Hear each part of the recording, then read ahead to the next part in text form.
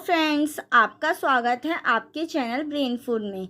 इस वीडियो में हम जो आपके डिसिप्लिन जो सब्जेक्ट था एजुकेशन का, एजुकेशन पॉलिसी एंड प्रैक्टिस का जो सब्जेक्ट था डिसिप्लिन सब्जेक्ट का, उसके यूनिट सेकंड में हम चैप्टर जो 8 है ना आपका, उसके बारे में डिस्कस करने वाले हैं। मैं आपके लिए ये वाली चैप्टर इसलिए लेके आई क्योंकि इसमें ना तीन चीज़ें, चार चीज़ें थी, तो मैंने सोचा इस चैप्टर को मैं आपको कवर करा देती हूँ कि हाँ आपकी थोड़ी हेल्प हो जाए। तो देखते हैं अब इस चैप्टर में आखिर में है क्या। इस चैप्टर का नेम है कि स्कूल शिक्षा के लिए महत्वपूर्ण सरकारी पहल। जो सरकार ने अपनी पहलें मतलब स्टार्ट की है, जो सरकारी पहल स्टार्ट की गई है कि हमारी जो स्कूल की जो शिक्षा है उसको हम और अच्छा कर सके, तो उसमें क्या क्या किया गया है उनके बारे में हम देखते हैं।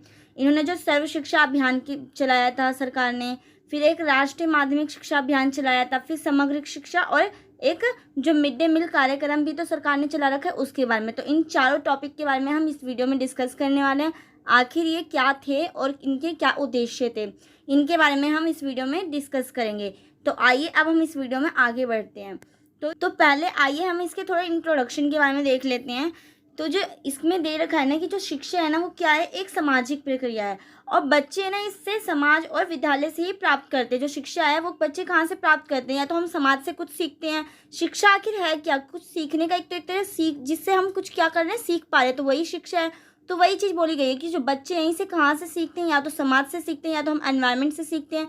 जैसे कि आप देखते हैं कि जो छोटे बच्चे होते हैं वो बोलना, हंसना, रोना, ये सब कहाँ से सीख पाते हैं, या कुछ जो एक्टिविटी हो कहाँ से कर पाते हैं, वो समाज से कर पाते हैं। और वैसे ही जैसे हम बड़े हो जाते हैं तो हम स्कूल में एडमिशन लेते हैं, तो वहाँ से भी हमें क्या होता है, एक तरीके से किताबी ज्ञान हमें प्राप्त होता है। तो वही चीज़ है कि बालक इसे समाज और विद्यालय से सीखता है। और सही शिक्षा वही होती है ना जो व्यक्ति को हर परिस्थिति में क्या कर सके, समायोजन, एक तरीके से हम समायोजन कर सके, हर एक परिस्थिति को हैंडल करना आए हमें, उसी को हमने क्या बोला, एक तरीके से वही शिक्षा है। असली शिक्षा वही है। शिक्षा के इन्हीं उद्देश्यों को मूल रूप से रखते हुए भारत सरकार द्वारा राष्ट्रीय अभियान चलाए गए थे कि जो शिक्षा का अच्छे से एक तरीके से शिक्षा हमें सही तरीके से प्राप्त हो सके। इसलिए सरकार ने बहुत सारे अभियान चलाए, बहुत सारे कार्यक्रम किए, जैसे कि मैंने आपको ऊपर भी दिए रखे हैं, 4 कार्यक्रम सरकार ने स्टार्ट किए थे। तो यही चीज़ है कि भारत शिक्षा समवर्ती सूची का एक भाग होने के कारण क्या है, केंद्र और राज्य सरकार दोनों में इंक्लूड है। आपको मैंने बताया था, जब मैंने आपको इसके इंपॉर्टेंट क्वेश्चन या सिलेबस के बारे में जब मैंने वीडियो प्रोवाइड की थी, तो मैंने आपको बताया था कि सरकार ने पहले एक तरीके से ये क्या था, इसको सरकार ने किस में कर रखा है, शिक्षा को समवर्ती सूची। एक हमारी होती है राज्य सूची, एक होती है हमारी केंद्र सूची। तो केंद्र सूची में ना रखकर और ना ही राज्य सूची में रखकर कि ओनली ये केंद्र और राज्य का मामला ना होकर दोनों का मामला होगा, कि ये दोनों में इंक्लूडेशन होगा, कि इसमें सरकार भी कुछ भूमिका अदा करेगी और इसमें राज्य की जो सरकार होगी वो भी अपनी क्या करेगी, अपनी भूमिका को दिखाएगी, और वो उसके लिए क्या करेगी, नए नए कार्यक्रम या कुछ इसमें वो इम्प्रूवमेंट करने के लिए कुछ कार्यक्रम लेकर आएगी। तो यही चीज़ है कि ये कैसा कानून है, एक तरीके से कानून बोल रही हूँ, कि ये जो शिक्षा वो कैसी सूची में आता है, समवर्ती सूची के अंतर्गत आता है, और इसमें केंद्र और राज्य सरकार दोनों का ही कानून बनता है। इसमें जो भी कानून बनते हैं वो या तो केंद्र सरकार, दोनों एक तरीके से आपस में डिस्कशन करके ही कोई भी कार्यक्रम शिक्षा के क्षेत्र में लाती है। और केंद्र सरकार के तहत मानव संसाधन और विकास मंत्रालय ने पिछले कुछ वर्षों में क्या कर रखा है, सर्व शिक्षा अभियान, जिसे मैं कहीं कहीं पे SSA भी मैंने लिख रखा है, सर्व शिक्षा अभियान, राष्ट्रीय माध्यमिक अभियान और भोजन गृह, जो मैंने आपको मिड डे मील, कई पहल क्या की गई है, शुरू की गई है। तो आइए हम इनके बारे में एक एक करके डिस्कस करते हैं कि आखिर में ये है क्या। तो पहले आपका है कि सर्व शिक्षा अभियान, इट मीन्स SSA, तो इसे आप वो मत करना, इग्नोर कर देना, ये SSA है जिसे हम वो सर्व शिक्षा अभियान करके बोल सकते हैं। ओके, तो वही है कि जो सर्व शिक्षा अभियान है ना, वो शिक्षा के सार्वभौमिकरण से संबंधित एक प्रमुख कार्यक्रम है। सार्वभौमिकरण मतलब सभी के लिए एक तरीके से क्या है, इसके लिए वो सभी के लिए कोई वो बनाई गई है, एक तरीके से कार्यक्रम बनाया गया है। और सर्व शिक्षा अभियान को सभी के लिए शिक्षा के नाम से भी जाना जाता है, कि सभी के लिए, जैसे कि आप जानते हैं इसके नाम से पता चला, सर्व मतलब सभी के लिए क्या हो, शिक्षा वो की जाए, शिक्षा प्रोवाइड की जाए, शिक्षा सभी ग्रहण कर सके। तो यही चीज़ है कि सभी के लिए शिक्षा हो के नाम से भी इसे क्या करा गया, जाना गया। अगर आप ये लिखते हैं अपने पेपर में कि हाँ सर्व शिक्षा अभियान को हम सभी के लिए शिक्षा के नाम से भी जानते हैं, तो ये सब थोड़ा अच्छा लगेगा। और इस अभियान के अंतर्गत सब पढ़े और सब बढ़े का नारा भी लगाया गया, जैसे कि आपने देख भी रखा होगा कि सब पढ़े का नारा बहुत बार, मतलब बहुत हम स्कूल में जब वो होते थे, वो होते थे फंक्शंस होते थे, तो हम क्या करते थे, ये चीज़ उसमें भी इंक्लूडेशन होता था। तो यही चीज़ है कि इसके अंदर यही किया गया है, इसके अंदर ये नारा दिया गया है कि सब पढ़ें और सब बढ़ें।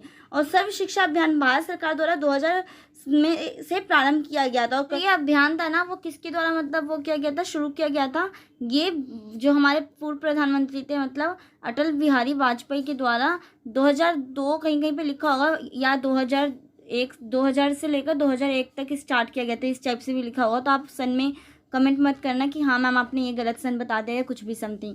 और यही चीज़ था कि जो ये अभियान था, ठीक है, आपको ये पता चल गया कि ये सार्वभौमिक मतलब सभी को शिक्षा देने का अभियान था। इसमें प्राथमिक शिक्षा को बढ़ावा दिया गया था। प्राथमिक शिक्षा इट मीन्स जो हमारी 6 उम्र से लेकर जो 12 उम्र तक जो हमें शिक्षा ग्रहण की जाती है उसको हम प्राथमिक शिक्षा में रखते हैं, कि हमें उसके एक तरीके बाल शिक्षा भी हम उसे कहते हैं, प्राथमिक शिक्षा को। तो इसका यही उद्देश्य था कि सभी को क्या हो सके, शिक्षा प्राप्त हो सके, और सभी को इट मीन सर्व शिक्षा अभियान। और इसमें ना जो संविधान का 87 संशोधन भी हुआ था। आपको पता है कि ये जो 87 संशोधन हुआ था, 86 संशोधन सॉरी, ये 2002 में हुआ था। और इस संशोधन में क्या किया गया था कि जो 6 से 14 साल के जो बच्चे हैं उनको आने वाली शिक्षा क्या कर दी गई थी, मतलब वो कर दी गई थी, अनिवार्य शिक्षा का एक तरीके से अधिकार प्राप्त करवा दिया गया था। और यही एसएसएस का मुख्य उद्देश्य ये था ना कि मीन्स SS8 में सर्व शिक्षा अभियान का जो मुख्य उद्देश्य ये था कि भारत में प्राथमिक शिक्षा के सार्वभौमिकरण को सफल बनाने के साथ साथ क्या करना है, स्कूलों में छात्रों के नामांकन में भी वृद्धि करना था इसका उद्देश्य। और छात्रों की स्कूल तक की पहुंच को भी बढ़ाना, और स्कूल से छात्रों को क्या करना, ड्रॉप आउट को कम करवाना, कि जो बच्चे स्कूल से जो भाग जाते थे, इसका ये भी था कि सभी को क्या कर सके, शिक्षा प्राप्त करवा सके। तो आइए अब हम देखते हैं कि सर्व शिक्षा अभियान के मुख्य उद्देश्य क्या क्या थे, कि आखिर में इसका क्या मोटिव था, कि बच्चों को कैसे एक तरीके से क्यों अभियान ही चलाया गया था कि बच्चों को कैसे शिक्षा प्राप्त कराई जा सके। तो इसमें जो फर्स्ट उद्देश्य ये है इसका कि विद्यालय शिक्षा गारंटी केंद्रों वैकल्पिक विद्यालयों में वापस अभियान द्वारा, इट मीन्स इसमें वापस ये अभियान चलाया गया था कि इसमें सभी को क्या कर दिया गया था, इसका उद्देश्य ये था ना कि 2003 सन तक है ना क्या करना है कि सभी को विद्यालय में क्या लाना, वापस से उनको वापसी करवानी, वापसी अभियान टाइप में इसमें चलाया गया था कि 2003 तक सभी बच्चों को विद्यालय में लाना ही इसका उद्देश्य था। सेकेंड उद्देश्य इसका ये था कि वर्ष 2007 तक 5 वर्ष की आयु वाले सभी बच्चों को क्या करना, प्राथमिक शिक्षा पूरी करवाना था, और 2010 तक 8 वर्ष की आयु वाले सभी बच्चों को क्या करना, आरंभिक शिक्षा पूरी करवाना। तो इसका ये उद्देश्य था। तीसरा उद्देश्य इसका ये था कि जीवन के लिए शिक्षा पर बल देते हुए गुणवत्तापूर्ण प्राथमिक शिक्षा पर क्या करना, ध्यान केंद्रित कराना, कि शिक्षा के लिए मतलब जीवन के लिए जो शिक्षा पर बल देते हुए क्या करना है कि प्राथमिक शिक्षा पर ध्यान केंद्रित करवाना है बच्चों का।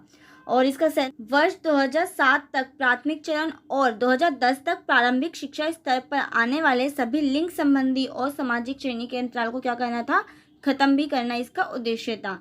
नेक्स्ट पॉइंट है इसका कि वापस स्कूल, इट मीन्स शिक्षा के माध्यम से ना छात्रों को वो मूल्य और राष्ट्रीय भावना का क्या करना था, विकास करना। राष्ट्रीय भावना इट मीन्स हमारे राष्ट्र के प्रति मतलब एक तरीके राष्ट्रवाद की भावना टाइप में, और भारत में विकास के दीर्घकालीन लक्ष्यों को प्राप्त करने के लिए समावेश की एकमात्र कुंजी भी था इसका। इसे है ना केवल स्कूल से बाहर के सभी बच्चों को स्कूल में क्या करना था, एक तरीके से पूर्ण प्रवेश कराकर उनको क्या करना था, उनको शिक्षा की और उनकी मुख्य धारा को परिवर्तित करना था, कि शिक्षा का उनको ध्यान आ जाए। और इस पे विशेष ध्यान उन बच्चों पर दिया गया था ना जिनका क्या हो सका था, एक तरीके से स्कूली शिक्षा प्रक्रिया से छूट गए थे, उन पर विशेष ध्यान दिया गया था।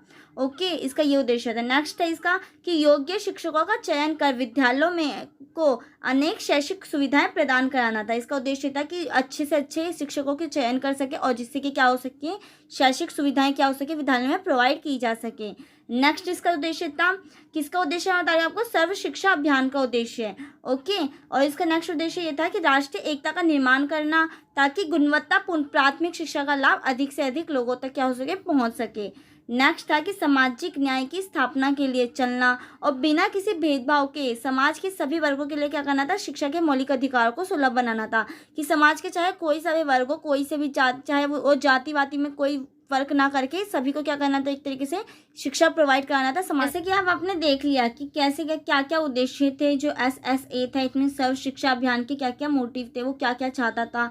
वो चाहता था कि जो बच्चे हैं वो विद्यालय में मतलब उनको वापस लाने का उनका अभियान था, कि 2003 तक के जो जितने भी बच्चे उनको स्कूल के अंदर वापस लाया जाए। फिर उनको 5 वर्ष की आयु में क्या की जाए, प्राथमिक शिक्षा पूरी करवाना। फिर 8 वर्ष की आयु में उनको आरंभिक शिक्षा पूरी करवाना, इसका उद्देश्य था। और ऐसे ऐसे टीचरों का चयन करना कि क्या हो सके, कि अच्छी शैक्षिक सुविधाएं प्रदान हो सके विद्यालय के अंदर, या उनमें एक तरीके से राष्ट्रीय एकता निर्माण की गुणवत्तापूर्ण शिक्षा देना उनको, कि जिससे उन लोगों को अधिक से अधिक क्या हो सके, फायदा हो सके। तो यही चीज़ था। अब हम देखते हैं कि राष्ट्रीय माध्यमिक शिक्षा अभियान, अभी जो राष्ट्रीय माध्यमिक शिक्षा अभियान आखिर था क्या, कि आखिर में इसका क्या उद्देश्य था। अब हम इसके बारे में जानेंगे कि राष्ट्रीय माध्यमिक शिक्षा अभियान है क्या। इसे अगर मैं कहीं कहीं पे ना RMSA भी लिख देती हूँ, जैसे RMSA, तो आप कंफ्यूज मत होना। इसका मतलब यही है कि राष्ट्रीय माध्यमिक शिक्षा अभियान। ओके, तो यही चीज़ है कि भारत सरकार की एक प्रमुख योजना थी जो माध्यमिक शिक्षा तक पहुंच बढ़ाती है। अब ये माध्यमिक शिक्षा क्या है? प्राथमिक शिक्षा में तो आपने देखा है बाल शिक्षा, इसमें जो 6 से 12 साल की उम्र में जो उनको प्राथमिक शिक्षा प्रोवाइड की जाती है, तो वही चीज़ है। अब माध्यमिक शिक्षा के अंतर्गत कुछ शिक्षा दी जाती है, तो वही चीज़ था कि इसके अंदर क्या था, इसका उद्देश्य, इसकी योजना क्या थी कि माध्यमिक शिक्षा पर ज़्यादा से ज़्यादा क्या हो सके, पहुंच बढ़ाई जा सके। और ये इसकी क्या करते हैं, गुणवत्ता में भी सुधार करते हैं। जो माध्यमिक शिक्षा थी वो इसके बारे में है ना आपको है ना मतलब जो कोठारी आयोग वाला जो चैप्टर मैंने पढ़ाया था, जो चैप्टर 5, उसमें भी बताया था कि माध्यमिक शिक्षा में क्या था, प्राथमिक शिक्षा में क्या था। तो अगर आपको नहीं पता होगा तो आप उस वीडियो को पहले देख लेना। ओके, और जो ये योजना थी वो कब मतलब स्टार्ट की गई थी, कब ये इसको शुरू किया गया था? 2009 में माध्यमिक शिक्षा की गुणवत्ता में सुधार लाने हेतु क्या किया गया था, इसी अभियान को बनाया गया था। जो ये RMSA है, राष्ट्रीय माध्यमिक शिक्षा अभियान, RMSA, इसकी शुरुआत इस टाइम हुई थी 2009 के टाइम पे। और योजना का क्रियान्वयन 2009-10 से शुरू हुआ और इस योजना में बहुआयाम अनुसंधान, तकनीकी परामर्श, क्रियान्वयन और धन सहायता शामिल है। अब इसके उद्देश्य हम देखते हैं कि आखिर में जो RMS है इसका उद्देश्य क्या है, आखिर में ये इसका क्या मोटिव है शिक्षा के क्षेत्र में। तो यही है कि राष्ट्रीय माध्यमिक शिक्षा अभियान का है ना प्राथमिक उद्देश्य है छात्रों को किस तरह की माध्यमिक शिक्षा प्रदान की जा सकती है और उसमें सुधार करना है। और इसका उद्देश्य क्या है कि गुणवत्ता में सुधार और सभी माध्यमिक स्कूलों को मानकों के अनुरूप बनाना। कि मतलब इसका यही मोटिव है कि छात्रों को किस तरह से क्या कर सके, ज़्यादा से ज़्यादा मतलब अच्छे तरीके से माध्यमिक शिक्षा प्रदान की जा सके। इसका ये मोटिव है RMSA का। और इसका सेकेंड उद्देश्य यह है कि देश भर में लड़कियों को शिक्षा प्रदान करने का इसने ध्यान दिया है कि सभी मतलब जितनी भी देश भर में लड़कियां उनको क्या कर सके, ज़्यादा से ज़्यादा शिक्षा प्रोवाइड की जा सके। और इस अभियान का उद्देश्य है कि छात्रों को उनकी सामाजिक पृष्ठभूमि, लिंग और विकलांगता के बावजूद शिक्षा प्रदान की जा सके। ये नहीं कि कोई डिसेबल है बच्चा है उसे शिक्षा ना ग्रहण की जा सके, कोई लड़की है तो उसे शिक्षा ना ग्रहण की जा सके। इसका यही मोटिव है कि ऐसे ऐसे बच्चों को क्या करना है, शिक्षा प्रदान करना है, उनको शिक्षा के लिए क्षेत्र में क्या करना है, इन्वॉल्वमेंट लाना है इनकी।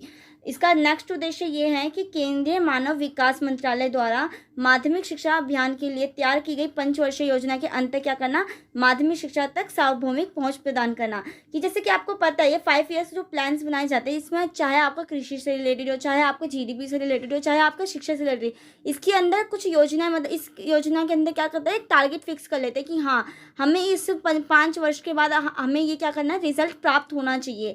तो यही चीज़ है कि 5 वर्षीय योजना तक है ना माध्यमिक शिक्षा तक क्या करना था कि सार्वभौमिक पहुंच प्रदान करना, कि सभी की क्या हो सके पहुंच, सार्वभौमिक पहुंच मतलब सभी की पहुंच प्रदान हो। इसका उद्देश्य ये था कि सरकारी और सरकारी सहायता प्राप्त स्कूलों को वित्तीय क्या कर सके, सहायता प्राप्त हो और विभिन्न तरीकों से सार्वजनिक और निजी भागीदारी को क्या करना था, बढ़ावा देना था।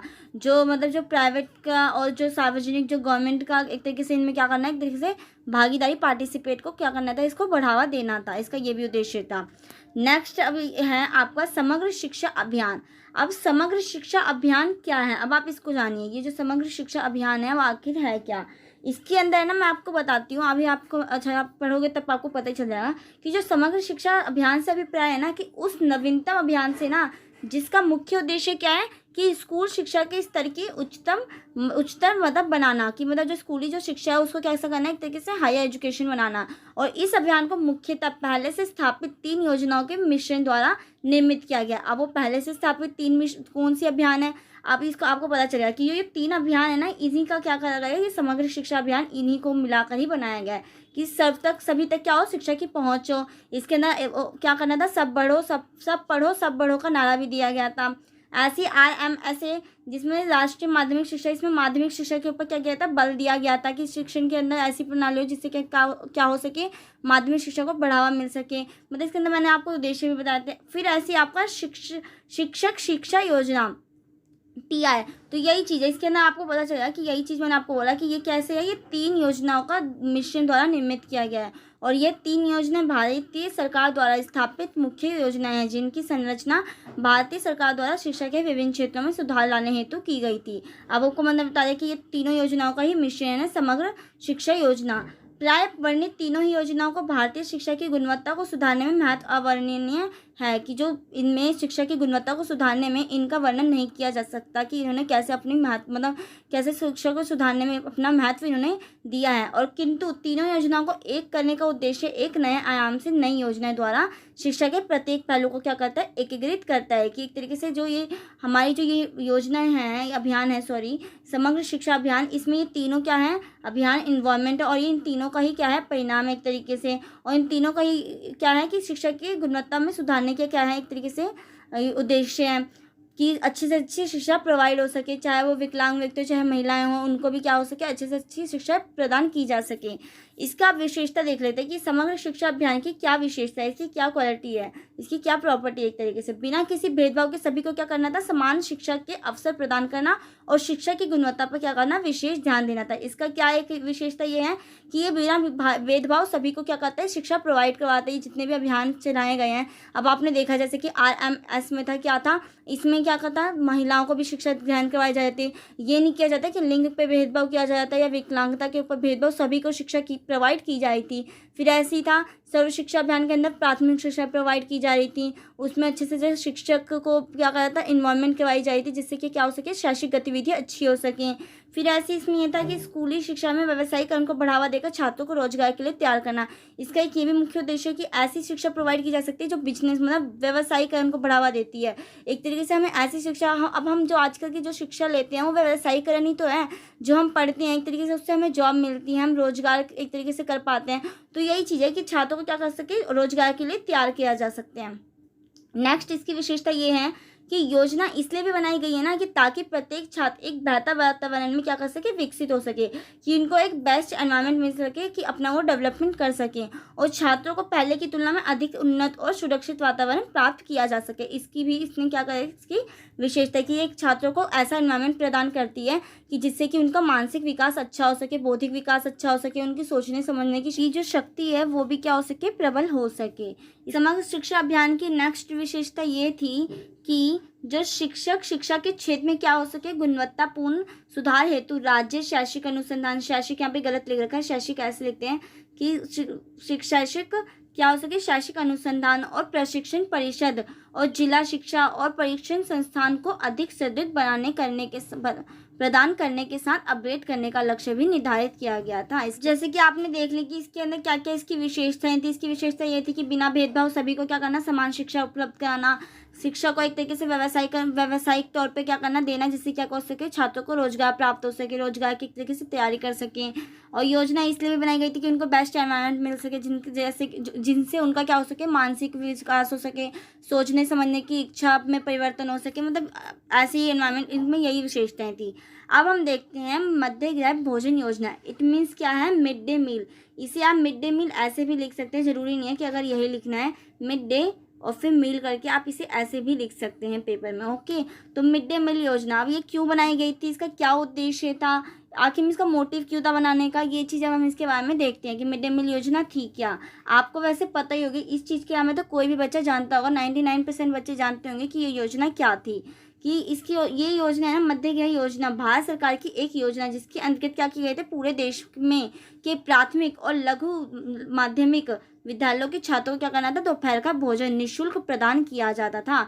जैसे कि इसके अंदर जो गवर्नमेंट स्कूल आपने देखे होंगे, अगर आप गवर्नमेंट स्कूल से बिलोंग करते होंगे तो उसमें आपको पता होगा कि दोपहर के समय जो आपको क्या किया जाता था, भोजन प्रावधान किया जाता था, चाहे वो आपकी स्कूल में बनता हो या स्कूल के अंदर कहीं बाहर से आता हो, बट आपको क्या किया जाता था, पौष्टिक भोजन प्रदान किया जाता था। आपको दलिया दिया जाता था, आपको खीर पूड़ी, ये सब मतलब अच्छे अच्छे भोजन दिए जाते थे। खीर पूड़ी तो नहीं बोलूँगी मैं, मतलब दलिया हो गई, चावल हो गए, या मतलब पौष्टिक सब्जी हो गई, इस टाइप से आपको क्या किया जाता था, भोजन प्रदान किया जाता था। तो इसके अंदर निःशुल्क, वो भी फ्री का होता था, ये नहीं होता था कि आपको उसके लिए पे करना पड़ता था, आपको वो मुफ्त में दिया जाता था। और ये मध्य ग्राह भोजन स्कीम देश के 24808 ब्लॉकों में केंद्रीय प्रायोजित स्कीम के रूप में सबसे पहले कब स्टार्ट की गई थी, 1995 में स्टार्ट की गई थी, 15 अगस्त 1995 को आरंभ की गई थी। और वर्ष 1997 से 1998 तक यह कार्यक्रम देश के सभी ब्लॉकों में आरंभ कर दिया गया था।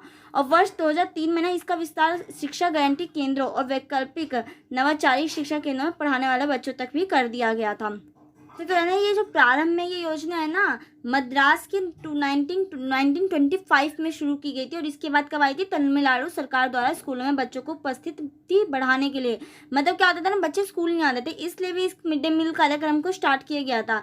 तो वही कहा गया कि तमिलनाडु सरकार द्वारा स्कूलों में बच्चों की उपस्थिति, मतलब उनकी अटेंडेंस बढ़ाने के लिए इस योजना को लागू किया गया था। और इस योजना को लागू करने से तमिलनाडु सरकार को अच्छे परिणाम मिले थे। उनको ये देखने में मिला था कि हाँ, बच्चे स्कूल आने लग गए इस कार्यक्रम को स्टार्ट करने के बाद से, मतलब स्कूलों में इनकी भागीदारी और बढ़ने लग गई। और स्कूलों में बच्चों के नामांकन में भी वृद्धि हुई, ज़्यादा से ज़्यादा बच्चों ने एडमिशन कराया, जिसके बाद इस योजना को 12 और राज्यों में क्या कर दिया गया था? लागू कर दिया गया था। और 1995 में इस योजना को केंद्र सरकार द्वारा पूरे देश में प्राथमिक शिक्षा के लिए क्या कर दिया गया था? राष्ट्रीय पोषण सहायता कार्यक्रम के नाम से लागू कर दिया गया था। किस नाम से लागू कर दिया था? राष्ट्रीय पोषण सहायता कार्यक्रम के नाम से। ओके। और आपको पता चला कि सबसे पहले कहाँ पे एक तरीके से किया गया था? 1925 में पहले मद्रास में किया गया था, फिर देखा गया था तमिलनाडु में भी, तमिलनाडु सरकार ने भी इसे अपनाया। बट जब तमिलनाडु सरकार ने अपनाया था तो उन्होंने देखा कि जो बच्चों की उपस्थिति है इसके कारण क्या हो रही है? इंक्रीज हो रही है हमारे स्कूलों के अंदर, बच्चे ज़्यादा से ज़्यादा एडमिशन ले रहे हैं, बच्चों की भागीदारी बढ़ रही है, चाहे वो लड़की हो चाहे लड़कियाँ हो, सबकी क्या हो रही थी? भागीदारी बढ़ रही थी। और इसी कारण से क्या कर दिया फिर केंद्र सरकार ने 1995 में, जब इसको बोला जाए कि 1995 में क्या कर दिया था? पूरे देश में एक तरीके से मिड डे मील कार्यक्रम स्टार्ट कर दिया गया था। और इसे क्या नाम दिया गया था? राष्ट्रीय पोषण सहायता कार्यक्रम बोला गया था, इसका नाम था। ऐसे सुप्रीम कोर्ट ने ना सभी राज्यों में मिड डे मील को लागू करने में अहम भूमिका भी निभाई थी। जो सुप्रीम कोर्ट थी उन्होंने भी एक तरीके से इस कार्यक्रम को सभी राज्यों में लागू करने के लिए बहुत महत्वपूर्ण भूमिका निभाई। यही याचिका के तहत कहा गया था ना कि हमारे मौलिक अधिकारों में जीने का अधिकार भी शामिल है, जिसके तहत भोजन हमारी क्या है? प्राथमिक जरूरत है। आपको पता है कि आपकी बेसिक नीड क्या है? कपड़ा, रोटी, भोजन, यही सब है ना आपकी बेसिक नीड। तो यही चाहिए कि सरकार ने भी इसलिए क्या कहा था कि मौलिक अधिकार में जीने का अधिकार शामिल है। तो इसलिए क्या करेगा कि भोजन हमारी प्राथमिक वो है, जरूरत है, इसलिए इसको क्या कहता है? सुप्रीम कोर्ट ने भी इसको लागू करने के लिए अपनी अहम भूमिका निभाई थी। और सुप्रीम कोर्ट ने इस याचिका को सही मानते हुए 28 नवंबर 2001 को इसे देकर सरकारी स्कूलों में लागू करने का आदेश दिया। और शुरुआत में जब ये योजना लागू की गई थी ना, तो स्कूल में बच्चों को चावल, गेहूं बिना पका हुआ दिया जाता था। जैसे कि आजकल कोरोना के टाइम पे भी आपने देखा होगा कि बच्चों को वैसे वो नहीं दिया जा रहा, खाना नहीं दिया जा रहा, बनाया हुआ खाना नहीं दिया जा रहा। आजकल बच्चों को खाने के तौर पे क्या दिया जा रहा है? जो ये क्या कहते हैं, चावल हो गए, गेहूं हो गया या रिफाइन हो गया, इस टाइप से बिस्किट्स हो गए, ये चीज़ दिए जा रहे हैं कि मतलब पका पकाया भोजन ना देकर कच्चा भोजन दिया जा रहा है। तो उस टाइम पे जब ये स्टार्ट हुई थी ना योजना, उस टाइम पे भी बिना पका हुआ ही भोजन दिया जाता था। लेकिन सरकार को अवलोकन करने के बाद पता चला ना कि बच्चों को स्कूल द्वारा दिया गया भोजन जो है ना, उनको पूरा लाभ नहीं मिला, क्योंकि वो घर पे ले जाते थे या उनको घर पे क्या होता था, फिर वो उनका यूज़ सही से नहीं कर पाते थे। इसलिए सरकार ने क्या किया ना, फिर इसका अवलोकन करके उन्होंने देखा कि उनका प्रॉफिट नहीं मिल पा रहा। तो फिर सरकार क्या करने लगे? उनको कच्चा भोजन ना देकर, कच्चा बिना पका हुआ भोजन ना देकर कैसे देने लगे? पकाया हुआ भोजन देने लगे। मीन्स उनका यूज़ करके उनको दलिया बनाकर दे दिया, कभी सब्जी बनाकर दे दी, इस टाइप से क्या करने लगे? सरकार देने लग गई थी। सरकार नहीं, मीन्स ये कार्यक्रम इस टाइप से ला दिया गया था। स्कूलों में पका हुआ खाना दिया जाने लग गया था। 2004 से बच्चों को क्या करने लगे थे? बिना वो पका हुआ भोजन दिया जाने लग गया था। उससे पहले कैसे दिया जाता था? बिना पका हुआ, जैसे गेहूं, चावल, इस टाइप से दे दिया जाता था। अब है ना जो मिड डे मील योजना, मैं इसको प्रोनाउंशिएट सही से नहीं करी, इस वजह से मैं इसको प्रोनाउंशिएट नहीं करी, मिड डे मील ही बोल दे रही हूँ, आप समझ जाना, मिड डे मील। ओके। तो यही चीज़ है कि इसको ना 3 चरणों में वो करा गया है, डिवाइड किया गया है। अभी कौन कौन से 3 चरण है? एक विकेंद्रीकृत मॉडल है, एक केंद्रीकृत मॉडल है और एक अंतर्राष्ट्रीय मॉडल है। आपको पता चलेगा केंद्रीकृत, केंद्र के, विकेंद्रीकृत, इस टाइप से मैं आपको बताती हूँ कैसे। कि विकेंद्रीकृत मॉडल में क्या है कि स्थानीय रसोई में स्कूल परिसर के अंदर क्या करना, सहायक समूह द्वारा भोजन तैयार किया जाता था। कि स्कूल के अंदर ही क्या जाता था कि सहायक समूह द्वारा क्या किया जाता था? भोजन को रेडी किया जाता था। इसको इस तरीके से बांटा गया है। फिर सेकेंड है इसका केंद्रीकृत मॉडल। इसके अंदर इसके तहत एक बाहरी संगठन द्वारा खाना बनाकर स्कूल तक पहुंचाया जाता था। जैसे कि आजकल आपकी गवर्नमेंट स्कूल में यही होता है कि बाहर से भोजन, आपने देखा होगा कि टिफ़िन में, मतलब बड़े बड़े कंटेनर में क्या करके भोजन को भर के लाया जाता है। तो यही चीज़ है कि पहले मतलब इसके 3 चरण थे। पहले तो क्या होता था स्कूल में, मतलब स्कूलों में या तो बना दिया जाता था, इसको 3 चरण में डिवाइड किया गया है। कि कई जगहों पे क्या होता है कि स्कूल परिसर के अंदर सहायक समूह द्वारा क्या किया जाता था? बनाया जाता था भोजन को। दूसरा इसमें ये था केंद्रीकृत मॉडल में कि इसमें क्या कहता था? बाहरी संगठन द्वारा खाना बनाकर स्कूल तक पहुंचाया जाता था। अंतर्राष्ट्रीय मॉडल में ये है कि यह अंतर्राष्ट्रीय संगठन कई प्रकार स्कूलों को आर्थिक रूप या स्कूल को कच्ची सब्जियां, अनाज, चावल आदि क्या करवाते थे, उपलब्ध कराते थे, मदद करते थे ये अंतर्राष्ट्रीय मॉडल के थ्रू। तो यही आपने देख लिया कि इसका 3 चरणों में कैसे डिवाइडेड करा गया है। एक तो जो स्कूल से बाहर से खाना आता था, एक स्कूल के अंदर बनाया जाता था, और एक बाहर से स्कूल को कच्चा मतलब वो दिया जाता था, सहायता प्रदान की जाती थी मिड डे मील के लिए। सब्जियां हो गई, अनाज हो गए, चावल हो गए, गेहूँ हो गए, इस टाइप से। अब इसके उद्देश्य देख लेते हैं कि मिड डे मील का आखिर में क्या मोटिव था, इसको स्टार्ट करने के क्या उद्देश्य था, इसका क्या लक्ष्य था एक तरीके से। तो है ना, यही उद्देश्य था ना कि बच्चों के माता पिता बच्चों को स्कूल जाने से रोकते थे। उन्हें लगता था क्या था कि बच्चे को काम पर भेजना ही ज़्यादा बेटर है, और ऐसी विचारधारा में बदलाव आया। माता पिता स्कूल में बच्चों के नाम दर्ज करते, और एक अन्य लाभ लड़कियों के नामांकन में तेजी से वृद्धि थी। उन्होंने शिक्षा के अवसर भी मिलने लगे थे, और इसके साथ साथ उन्हें मिड डे मील भोजन योजनाएं लड़कियों को पौष्टिक भोजन प्रदान करने लग गई, और वह स्कूलों में कई योजनाओं का लाभ भी उठा रही थी जो आर्थिक रूप से मददगार साबित हो रही थी। इसलिए पेरेंट्स ने क्या करा, फिर स्कूल में बच्चों को भेजने लगे, क्योंकि सरकार उन्हें क्या करी थी, आर्थिक सहायता भी प्रदान करी थी।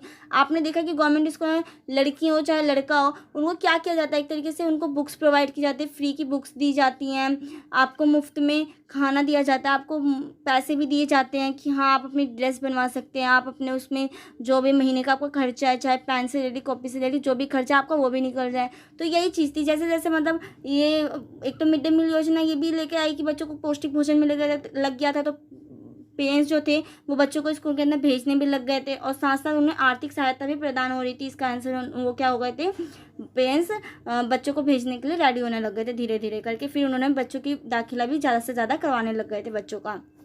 नेक्स्ट इसका ये उद्देश्य था कि जो मिड डे मील योजना की ने ना जाति, धर्म, लिंग आदि के कारण समाज में हो रहे भेदभाव को क्या कर देता, कम कर देता। जैसे कि अब आप देखते हैं कि जब हमें स्कूल में जो भोजन मिलता था उसमें हर टाइप के बच्चे रहते थे, चाहे वो अमीर चाहे गरीब का, चाहे वो किसी भी लिंग का हो, चाहे वो किसी भी जाति का हो, कैसे भी हो, सब उसी लाइन में लगकर क्या करते थे, भोजन को प्राप्त करते थे। तो इसलिए इसने क्या कर दिया था, मिड डे मील योजना ने एक इसने ये भी काम किया था कि इसने क्या कर दिया था कि जाति पात की जो भावना थी उसको क्या कर दिया था, कम कर दिया था। लिंग भावना को कम कर दिया था, जो पूर्वग्रह योजना वो थी, सोच थी, उसको हटा दिया था, उसकी भूमिका को कम कर दिया था। तो यही चीज़ था, इसका ये भी एक प्रॉफिट हुआ था। और ऐसी मिड डे मील योजना के लागू होने के बाद है ना, उपस्थिति में भारी वृद्धि हुई थी। जो छात्रों की जो उपस्थिति थी उसमें ज़्यादा से ज़्यादा क्या हो गई थी, वो इंक्रीमेंट देखने को मिली थी। और स्कूल में 80% उपस्थित सुनिश्चित करने के बाद बच्चों को क्या करेगा, मिड डे मील का ही लाभ मिलेगा। और साथ ही उन्हें क्या किया जाता था, स्कूल के कार्य के दिवसों के अनुसार भी क्या किया जाता, भोजन दिया जाता था। चाहे मतलब जो जैसे जैसे डे होते थे, दिवस होते थे, उनके अकॉर्डिंग भी बच्चों को क्या किया जाता था, भोजन प्रदान किया जाता था। तो आपने देख लिया कि मिड डे मील का क्या उद्देश्य था। फिर हमने अब आपको पता चल होगा कि इसमें हमने क्या क्या पढ़ लिया। अब आप रिकैप कर ले कि इसमें आपने क्या क्या पढ़ लिया। आपने इसमें सर्व शिक्षा अभियान क्या है, सर्व शिक्षा अभियान के उद्देश्य क्या था, इसका मोटिव क्या था। फिर ऐसे आपने RMSA राष्ट्रीय माध्यमिक शिक्षा अभियान क्या है उसके बारे में पढ़ा। फिर आपने देखा कि समग्र शिक्षा अभियान क्या है, उसमें आपकी ये दो और एक और जो आपका था वो इंक्लूड करके ही समग्र शिक्षा अभियान स्टार्ट किया गया था एक तरीके से। और ये फोर्थ था आपका मध्य गए, it means mid day meal कार्यक्रम क्या था और इसका उद्देश्य क्या था, इसको क्यों स्टार्ट किए गए थे। आई होप आपको ये लेक्चर अच्छा लगा होगा। अगर आपको मेरी वीडियो अच्छी लगी है तो प्लीज़ इसे लाइक करें और अपने फ्रेंड्स को भी शेयर करें। अगर आप इस चैनल पर नए हैं तो इस चैनल को सब्सक्राइब कर बेल आइकन को ज़रूर प्रेस करें। और थैंक यू सो मच इस वीडियो को एंड तक देखने के लिए। अब हम मिलते हैं नेक्स्ट वीडियो में, जब तक के लिए बाय।